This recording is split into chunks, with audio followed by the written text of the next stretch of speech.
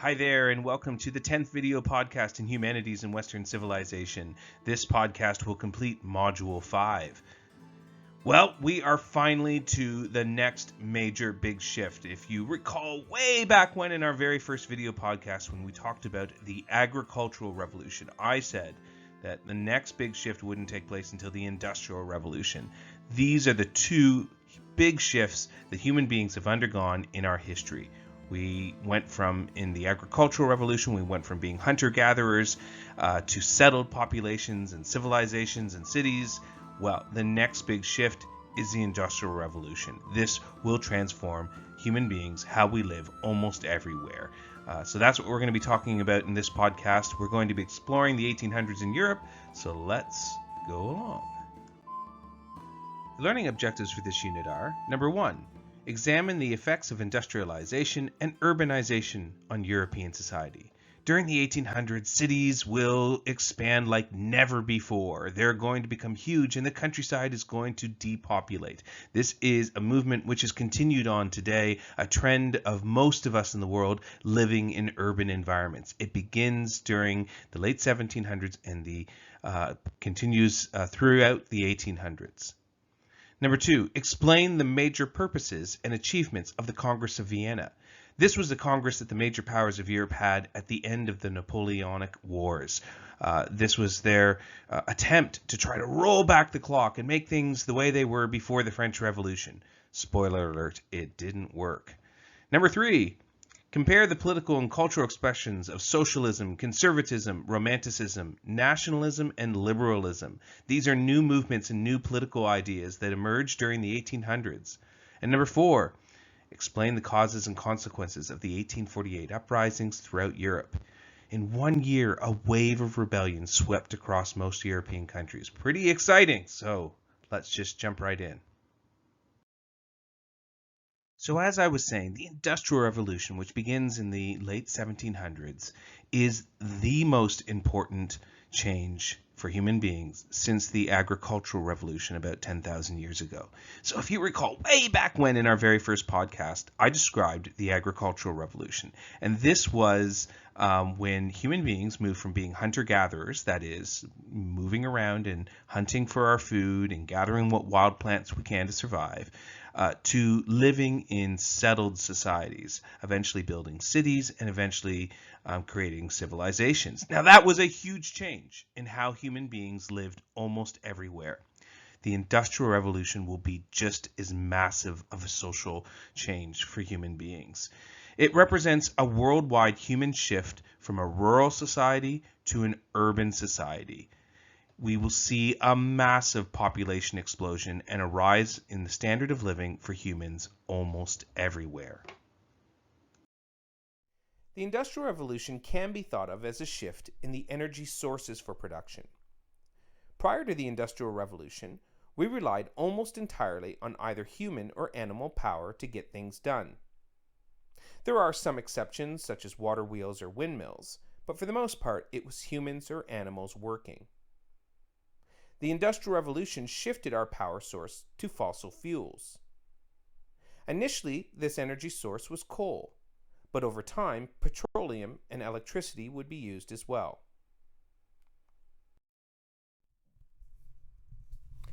The Industrial Revolution also brought about a fundamental shift in where we live. Prior to the Industrial Revolution, the vast majority of people lived in rural locations. We were mostly farmers, and farming wasn't all that efficient.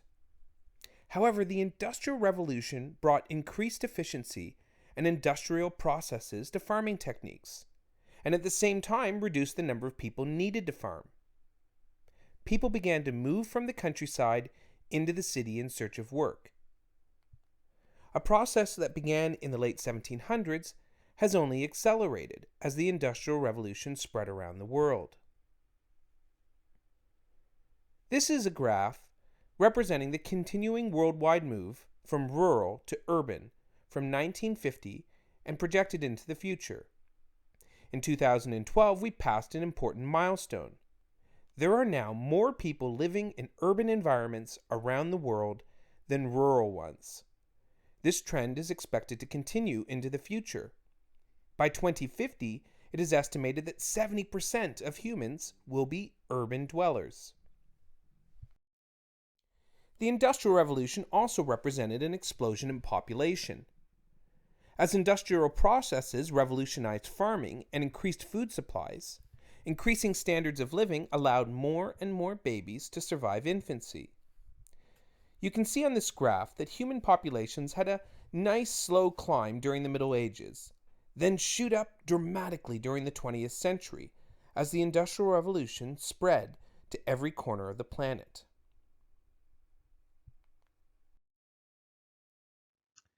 Industrial societies are defined by two important characteristics. Number one, economic integration and specialization. We are all incredibly specialized and dependent on one another now. Think about what you want to do for a job one day. How specialized would your chosen profession be? How many of you grew up on a farm?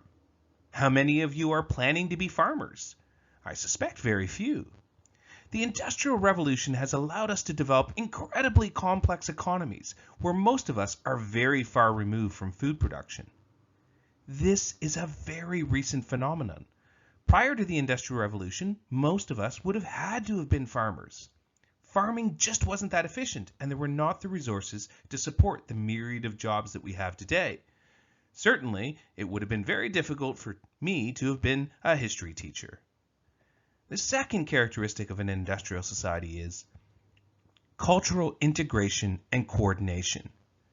Our complex society has forced us to integrate and coordinate on unprecedented levels.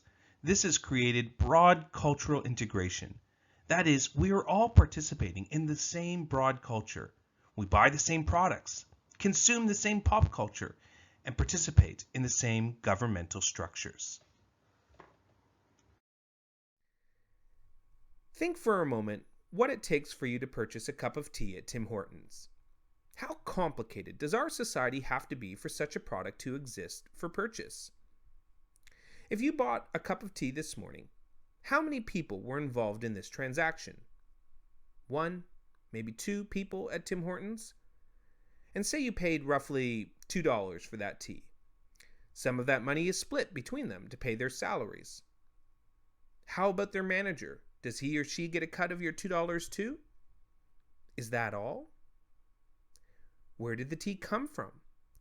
Somewhere in the world, probably somewhere in Southeast Asia, a farmer was paid part of your $2 to grow the tea in the tea bag.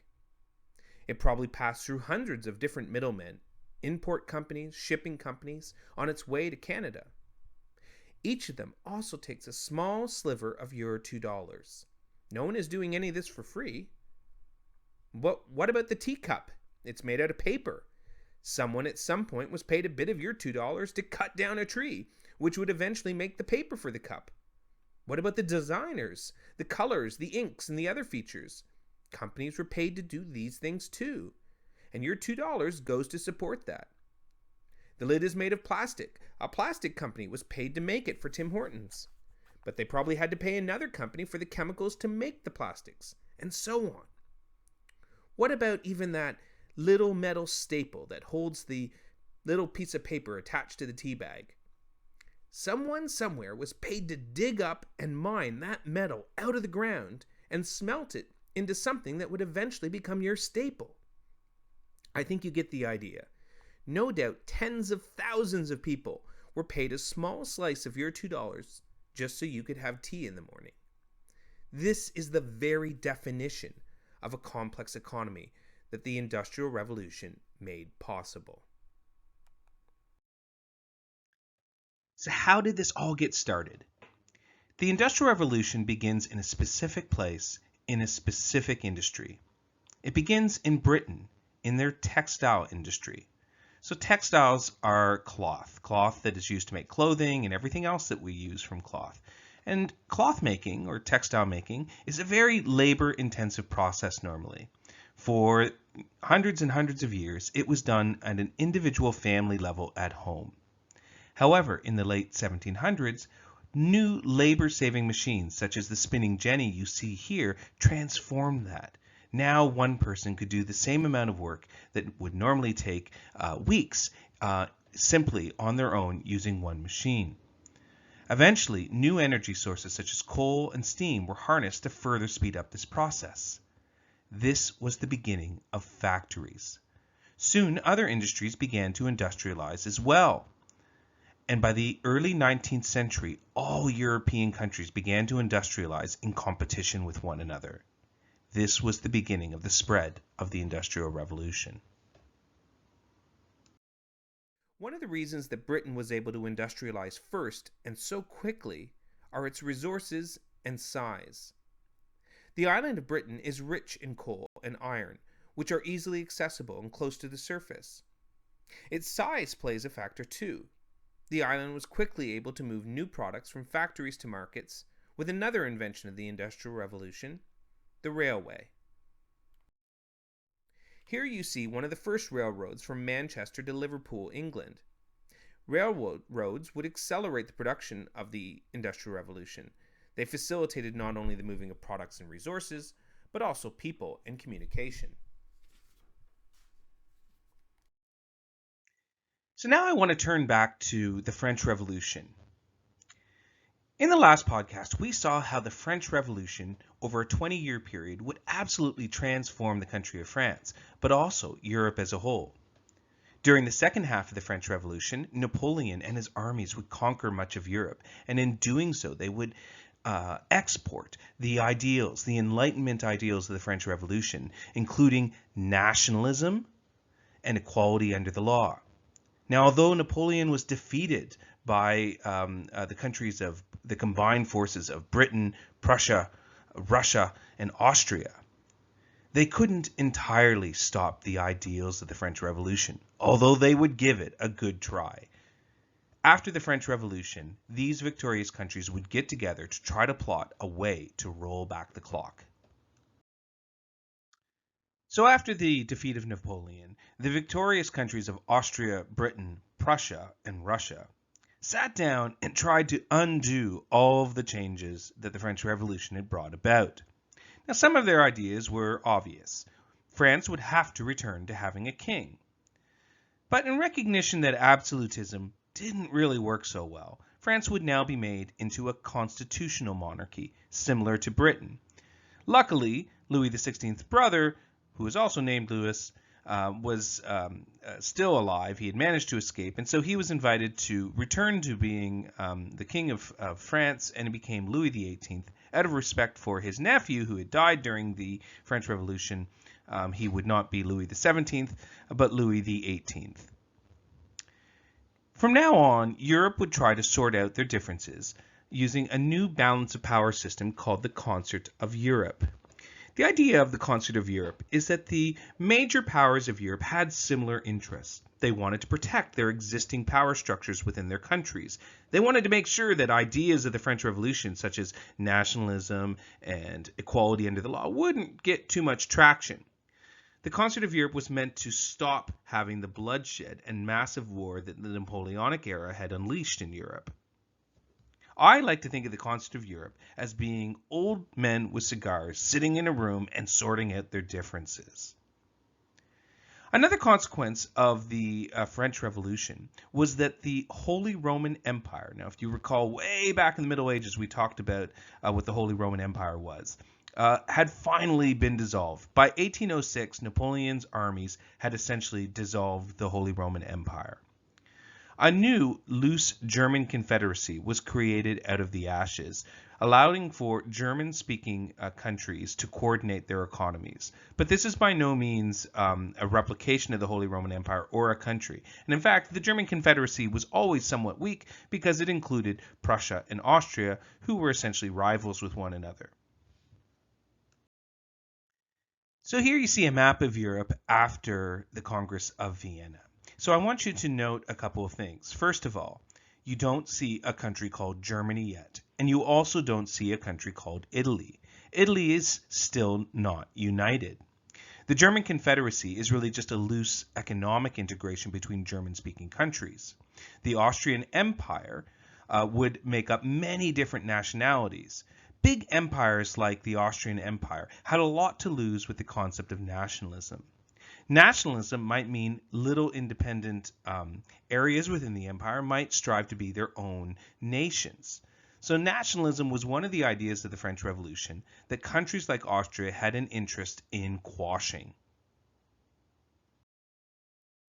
So by the time we get to the 1800s, Europe is really a fundamentally different place.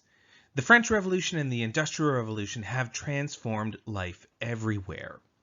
And what we see by the 1830s is a real sort of difference of opinion about the correct direction for Europe to go in the future. We see competing ideologies, and these competing ideologies will really define a lot of the strife that we see in the 1800s, particularly the revolutions of 1848, which we'll be discussing later on, which sweep across just about every major country and capital of Europe.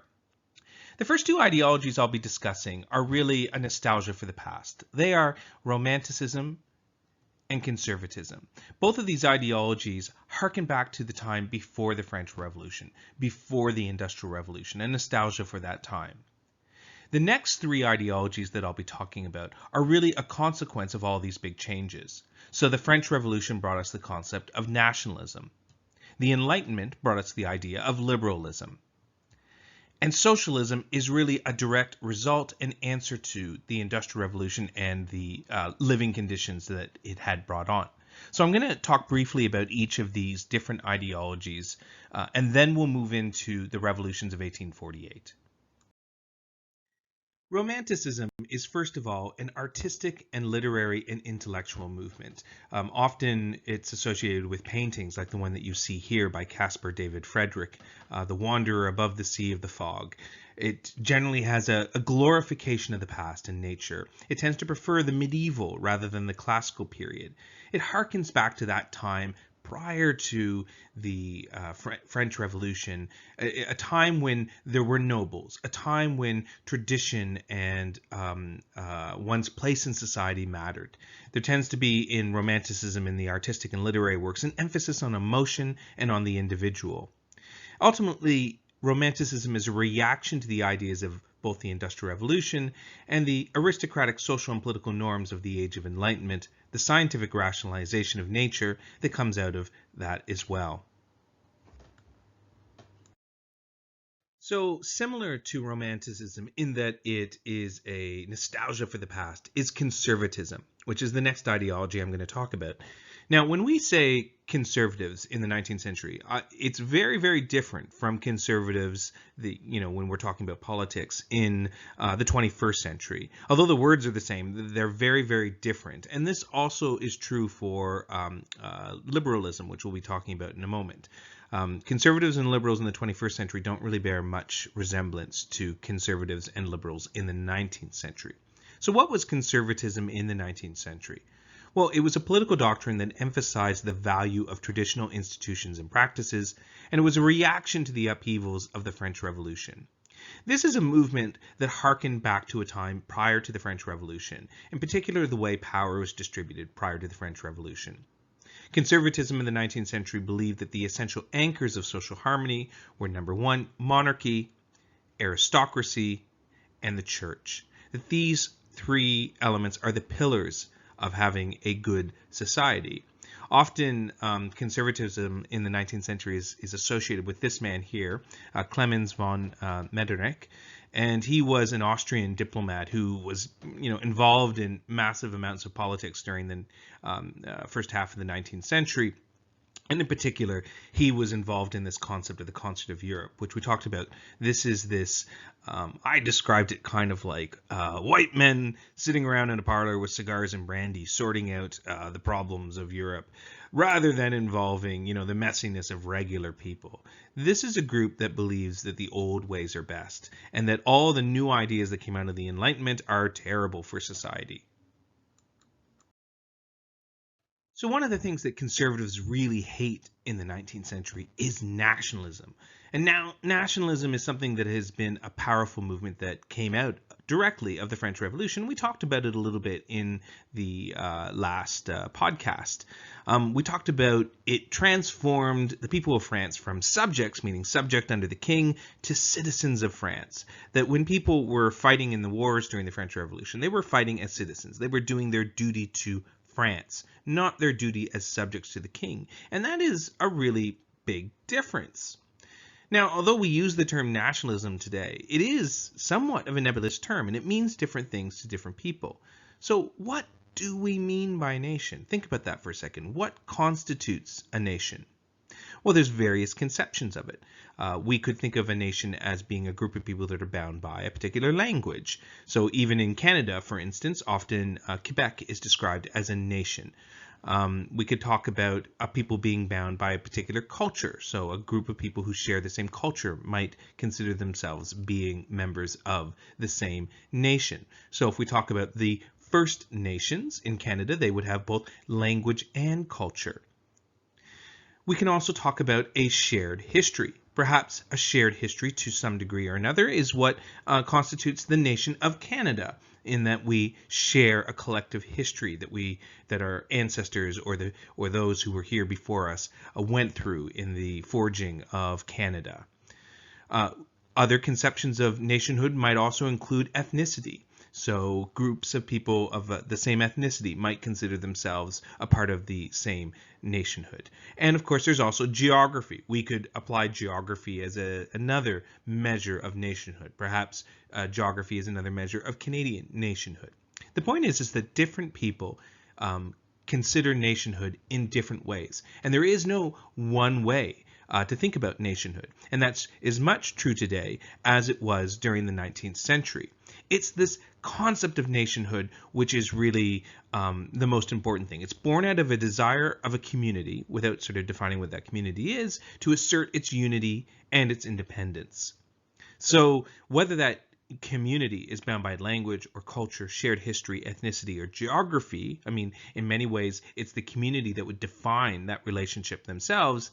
It is this desire for independence from some larger group. And that's what makes nationalism so dangerous to these large empires. It threatened large empires like the Austrian Empire and the Ottoman Empire. And for conservatives who wanted to see the status quo maintained, particularly people like Metternich, who was from Austria, who was a diplomat from Austria, nationalism was a direct threat to him.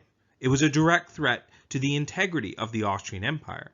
And sort of spoiler alert, nationalism wouldn't go away. It ultimately would destroy these large empires. By the time we get to the 20th century, the Austrian Empire will be destroyed during World War I. The Ottoman Empire will be destroyed, and all these different groups will break apart and form their own countries. We'll also see disparate groups come together. For instance, the Italian peninsula will unite during the late 1800s and become the country of Italy. And German-speaking nations in Central Europe will unite together and form the country of Germany late in the 19th century too. And these new nations would have a profound influence on the balance of power in Europe, and ultimately these would lead to the world wars of the 20th century. So nationhood is not necessarily always a good thing, because nationhood often pits one group of people against another in violence.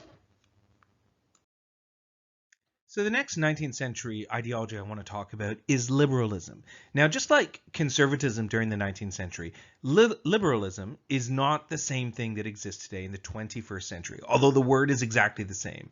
So if you were to say someone was a liberal today in the 21st century, you might mean that they were a supporter or a part of the Liberal Party of Canada, or perhaps they are a small L liberal, which means that they would define themselves as on the left of the political spectrum.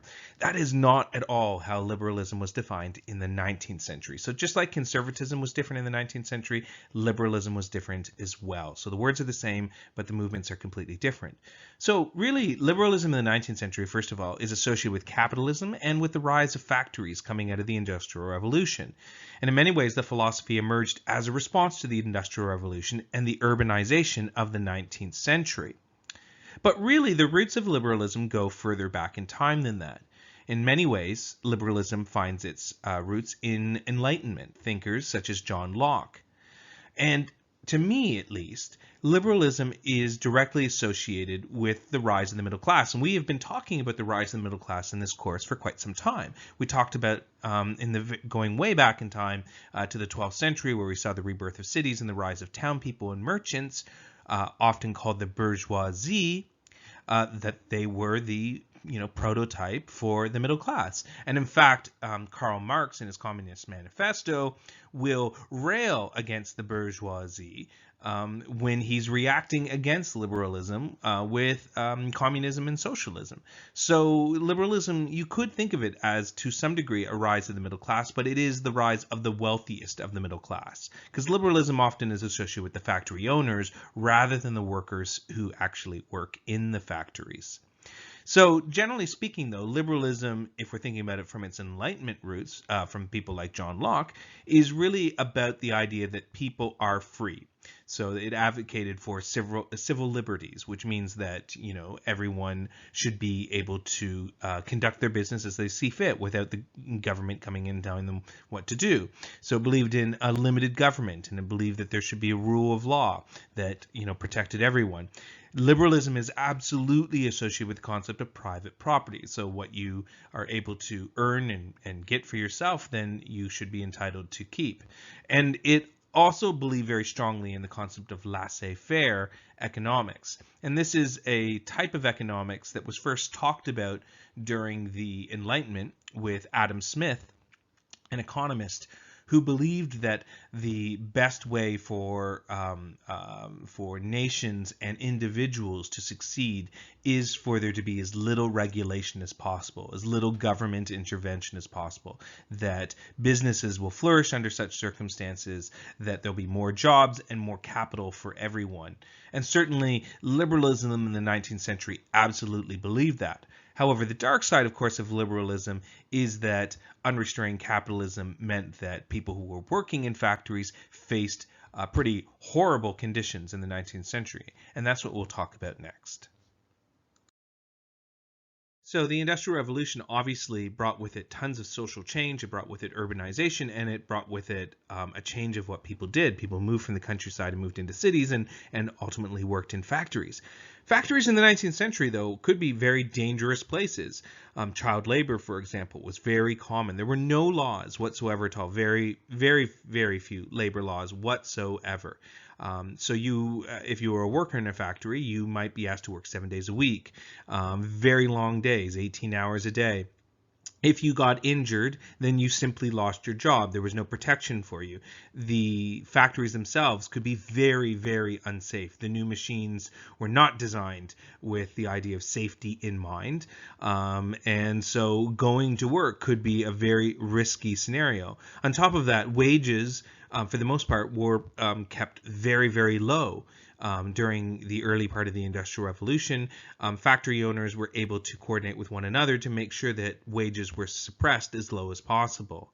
So it's in this environment that we see the final ideology that I'm going to talk about, which is socialism, emerge. So socialism is also a direct result of the Industrial Revolution, although whereas liberalism was more concerned with the owners of capital, or the factory owners, socialism was concerned with improving workers' rights and workers' lives. So it's really a result to a certain degree of the conditions of the Industrial Revolution for people who worked in it. It also brings with it a very clear class consciousness. So socialism very much is about uniting the working class, or at least giving the working class agency to make changes. The socialism during the 19th century will ultimately lead to massive changes. It will lead to things like labor unions or trade unions, which are organized groups of workers getting together, banding together to demand improved conditions, improved laws, improved pay, and all of this will ultimately result in a great improvement of the conditions of working people's lives during the 19th century. It will also affect things going on at the state level. So state socialism will bring about it the beginnings of the modern welfare state, the beginnings of a social safety net, things that just about every single Western country today enjoys. Whether in Canada we think of things like Medicare or welfare itself or unemployment insurance, all those are concepts that were first talked about during the 19th century under socialism. Now, there are many, many different types of socialism. So the movement itself was very splintered during the 19th century. It's most often associated with one particular splinter, which is communism, which was an offshoot of socialism proposed by Karl Marx and Friedrich Engels, who published their famous pamphlet, The Communist Manifesto, in 1848. The two of them had become friends. Living in London, England. Friedrich Engels had written a treatise about the conditions of workers in factories in Manchester, England. And from that, the two of them had developed together this idea of communism, which called for essentially a working class revolution. They called the working class the proletarians, and the idea was that they would ultimately gain control over the means of production. So rather than there being factory owners that own things, the ownership of production would be shared by all the workers. And under communism, they called for the abolishment of private property so that it would be shared amongst all. But this was just one of the many offshoots of socialism. Socialism, in a more general sense, it was a re-emphasis on labor rights, a re-emphasis on worker conditions, and would have a profound effect on reform during the 19th century. So another way to look at these different ideologies is how they competed with one another, and how in many aspects they represented the opposite of the other ideology. So, for instance, Romanticism, which was a reaction against the rationalism and science that came out of the Enlightenment and the Scientific Revolution, and conservatism, which is very similar to it, which is essentially an ideology which is sometimes is summed up as rule and change nothing. That after the French Revolution, they just wanted to roll back the clock, and that rulers would rule and they would leave things alone. None of this reform business. And so at the opposite end of conservatism and romanticism is nationalism. The idea that no, we hold our loyalty not to some person who is a king or not to someone who is born into a position as an aristocrat, but rather that we have that national feeling defines our identity and commands our ultimate political loyalty. Similarly, liberalism and socialism stand opposite to one another. So liberalism is a belief in economic freedom and limited government, but the flip side of liberalism, though, also means that those who are haves can oppress those who are have-nots. And under unrestrained capitalism, we see what happened in the factories of the early 19th century and the extreme conditions that existed there. Whereas socialism supported the concept of social ownership of property rather than private ownership. So all of these ideologies really are in contrast with one another.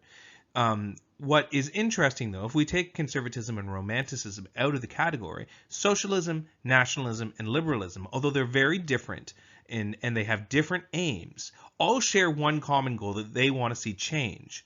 Conservatism and romanticism wants to see things remain the way they are. And this is really what will happen once we get to the revolutions beginning around 1830 and culminating in 1848 across Europe, where we will see nationalists, liberals, and socialists actually band together because, to a degree, they share a common goal: to see change. But then once that change is started to affect, well, that's where they'll start to fall apart and disagree, because they have very different end goals in mind. So I want to turn to France first, because it's in France where we start to see the first rumblings again of revolution. The big French Revolution may be over, but that does not mean that things are all well. So we met in the last podcast the brother of Louis XVI, Louis XVIII, who you see there on the left. This was Louis XVI's brother, and he, along with his younger brother Charles, who you see in the middle there, had managed to escape during the French Revolution, and so they didn't get their heads chopped off like their older brother did. And remember, Louis, when he was offered the throne after the French Revolution, after the defeat of Napoleon, he took on the title of Louis XVIII out of respect for the fact that his older brother had had a son who had also died during the French Revolution. He died in captivity. But had he lived and had he become king, then he rightfully would have been Louis XVII. And so his uncle decided to be Louis XVIII out of respect. So Louis XVIII was a restoration of the Bourbon monarchy following the defeat of Napoleon. Louis, unfortunately for him, died in 1824, and he died without having an heir. And so his younger brother, this is now another brother of Louis XVI, Charles X. Charles was not a very popular king. And by 1830, and I'll explain in various reasons why this happened, by 1830 he was forced to abdicate. And he had to, cut tail and run out of France. And his cousin, Louis Philippe, would ascend to the throne. And so we'll talk about what actually caused Charles to have to give up the throne. Okay, so I'm going to talk a little bit more about what actually happened in France then. But generally speaking, we're going to be talking about between 1830 and 1848 how there were rumblings all across Europe, really, which culminated in 1848. So in France, when the French Revolution finished and Napoleon was defeated and Louis XVIII was given the opportunity to reascend to the throne and restore the Bourbon monarchy, he had to agree to something first. Remember, they weren't going to go back to having an absolutist monarchy. Everyone knew that that just wasn't going to be tenable after the French Revolution. And so the compromise was that they would go to a constitutional monarchy similar to what they had in England and Britain. And that was the French Charter of 1814. This essentially is what made France a constitutional monarchy. And in fact, the Congress of Vienna wouldn't allow Louis XVIII to ascend to the throne unless he agreed to this French Charter of 1814. And so Louis agreed to it. And then fast forward a bit, Louis dies and his younger brother Charles takes over. And Charles, as I said, wasn't very popular. He did a bunch of things that people didn't like, including he passed laws saying that you could be put to death for blaspheming the Eucharist in the Catholic Church. The Eucharist is the bread that becomes the body of Jesus, according to Catholics during the Mass. And if you said something wrong about that, well, you could be put to death. So that was one thing. Another thing that people didn't like about Charles was that he wanted to see there be financial compensation for nobles who had lost their property during the French Revolution, and nobody thought that was very good at all. So all of this results with a general sort of discontent. But the straw that broke the camel's back was when Charles tried to revoke the French Charter of 1814, essentially undoing the fact that France had become a constitutional monarchy. This leads to the Revolution of 1830, and he's forced to abdicate, and instead his cousin, Louis Philippe, becomes king. Louis Philippe also didn't really have a great time being king, but he had a little bit of the bad luck that very shortly after the Revolution of 1830, there were some bad harvests. There was a cholera epidemic. People were starving. People were getting really sick and dying in the streets. And this led to a series of uprisings in 1832, which it ultimately would be brutally put down by Louis Philippe, which would not endear him to the people. Incidentally, this is where the story Les Miserables by Victor Hugo, that was later turned into a musical that maybe you have seen, this is where it's set, is during these June uprisings in Paris in 1832. So if you know that, do you hear the people singing the songs of angry men? I'm not going to sing it because I'm not very good at it. But anyway, you get my drift. So Britain was another place in which there was a quest for reform in the years following the French Revolution. In Britain, although there was a parliament and it was a constitutional monarchy, there was not equal representation in that parliament. First of all, very few people were actually allowed to vote in Britain. Only men of a certain class could vote. Only men that owned a certain level of property could vote. So women couldn't vote, and most men, frankly, couldn't vote either. And so there was certainly a push for male suffrage, for what they call universal male suffrage. Suffrage is a word that means the right to vote.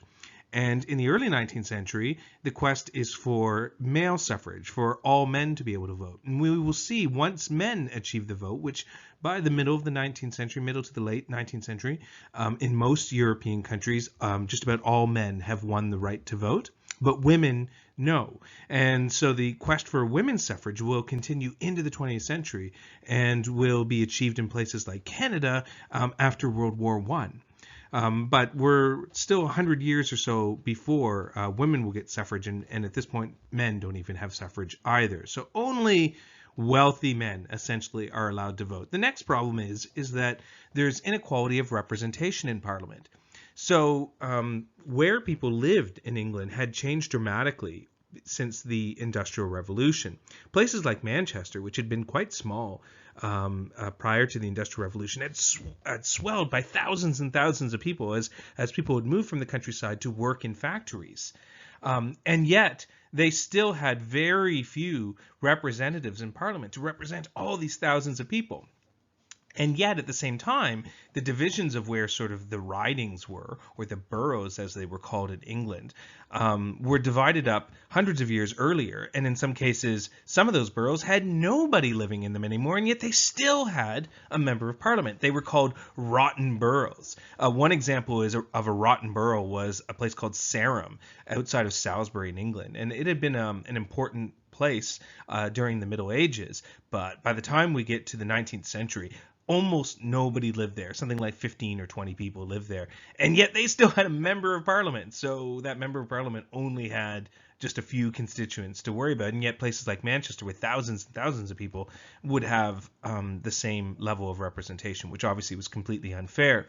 All of these issues resulted in a massive demonstration in Manchester on St. Peter's Field. And sadly, the authorities sent in the cavalry to break it up, and that's what you're seeing here. It became known as the Peterloo Massacre in August of 1819. And this was a major sort of setback for reform in Britain. But for the most part in Britain, we see a pattern where reformers were relatively successful compared to other European countries, and in particular compared to France. And it might be one of the reasons why, when we get to the big revolutions of 1848, Britain will be one of the few countries in Europe which will not experience the revolutions of 1848. For example, by 1832, Britain had passed the Great Reform Bill, and this bill did away with rotten boroughs. It did away with this unequal representation. Now, it still didn't grant universal male suffrage, so it's still most men couldn't vote, but it was definitely a step in the right direction. The very next year, we saw the abolition of slavery across the British Empire, again because of a major abolition movement within Britain. And even in Canada, we saw rebellions in 1837 in Lower Canada and Upper Canada, essentially about the same type of ideas. In Canada, it was about responsible government, the idea that people living in Canada would be able to have a say in how their governments were run. And in 1846, we saw another movement which helped the poor, which was the abolition of corn laws. Corn laws had been these laws that essentially wealthy agricultural landowners had put into place, which prohibited the importation of foreign grains and foreign agricultural products. And this essentially pushed the price of corn and bread and other food items very, very high in Britain. And of course, the people who suffered most under that situation were poor people. But by 1846, those laws had been repealed, and now the price of grain could actually go down. And so in Britain, there was a certain amount of success, a general momentum of reform. This was an anomaly, though, really. In the rest of Europe, we saw the opposite. We saw what happened in France, where uprisings were brutally put down. And this is why, once we get to 1848, we see an incredible burst of violence spread across Europe. So the revolutions of 1848 began in Paris in February of 1848. But very quickly, the uprising spread to Austria, to Germany, to Italy, and beyond.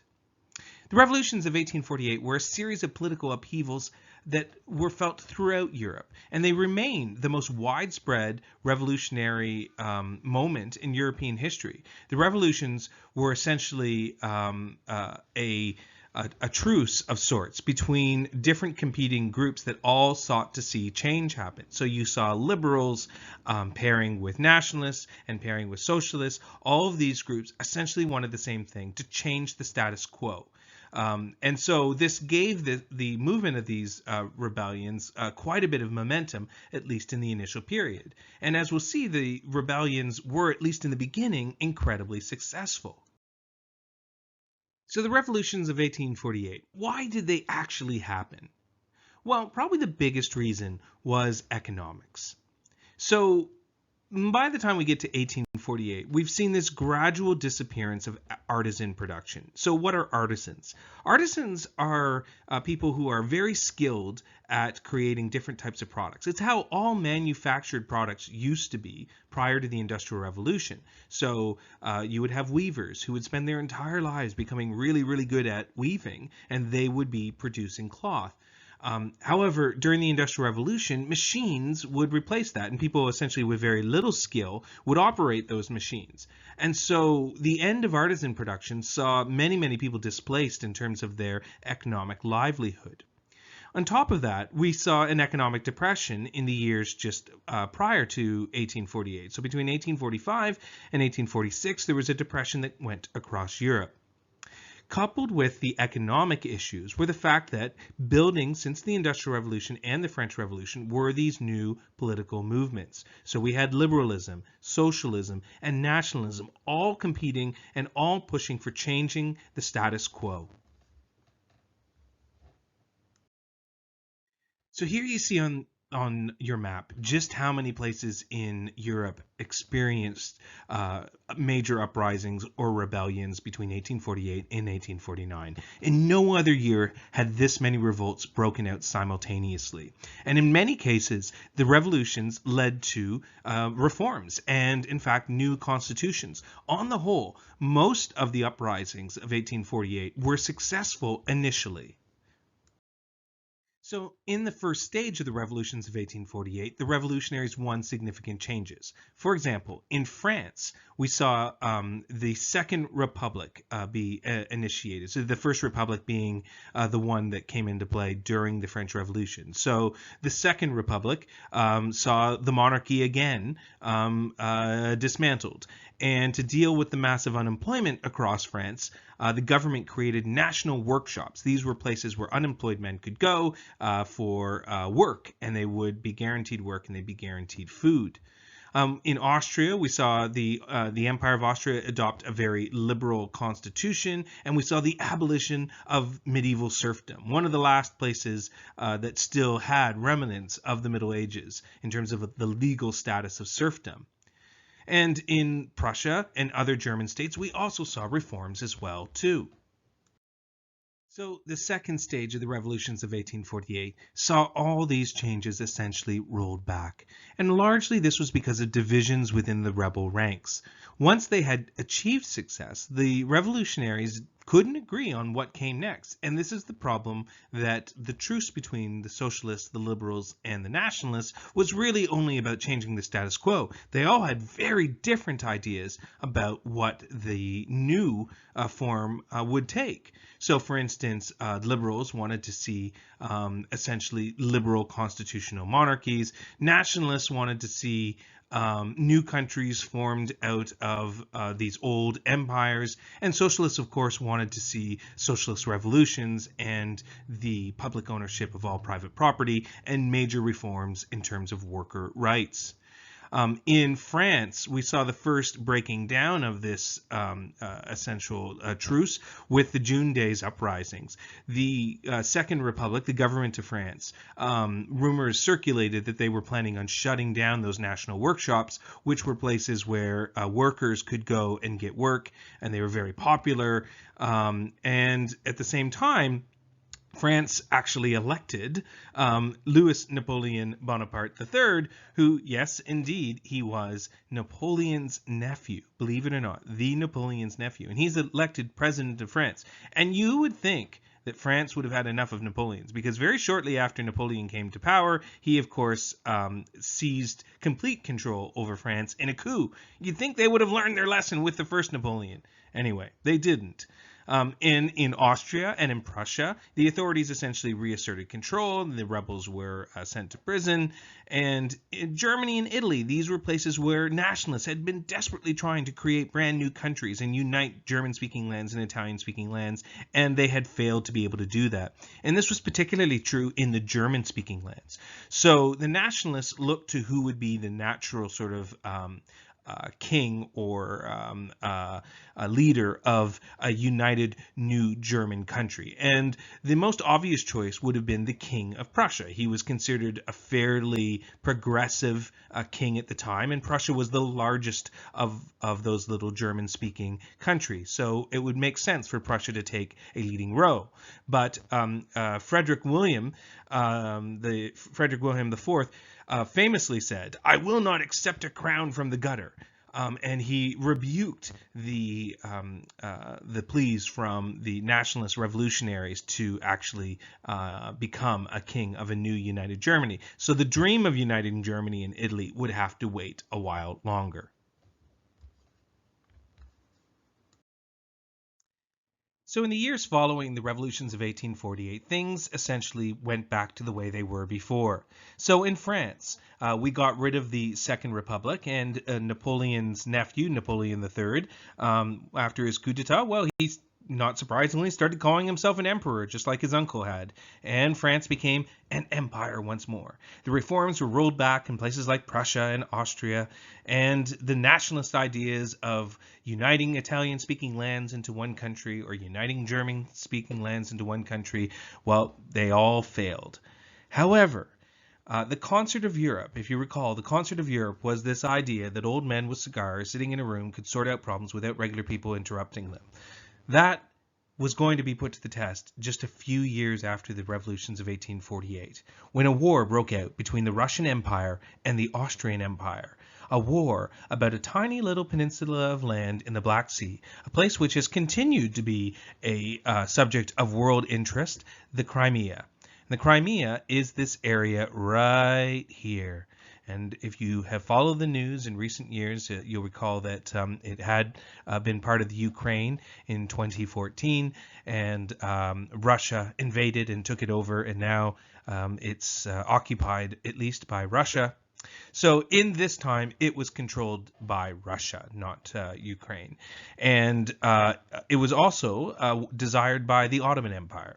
And Russia and the Ottoman Empire would go to war over control, essentially, of the Black Sea. And this war would eventually involve many of the countries in Europe and would essentially test the concert of Europe. So here's just a close-up of the Black Sea and the region of the Crimea right here. So if you're confused about the Crimea, you're not alone. The Crimea has been controlled by many different peoples over the centuries, and it does have quite a bit of strategic importance, which is probably why it keeps being, fought over, essentially. So during this time, it was controlled by Russia. During the era of the Soviet Union, it would actually be gifted by the premier of the Soviet Union to the Ukraine, and Ukraine would then control it for the next several decades until 2014, when Russia invaded, and Russia continues to hold it still to this day. So obviously, the main rival for Russia in controlling the Black Sea is the Ottoman Empire to the south. And these two empires had been at war before, and so it wasn't surprising that they were going to eventually go to war again. However, the other European powers did not like the idea of Russia gaining more power at the expense of the Ottoman Empire. They feared the resurgence of Russia. And so the other European powers, France and Britain, would join in on the Ottoman side. And this would be a very nasty, bloody war, the Crimean War.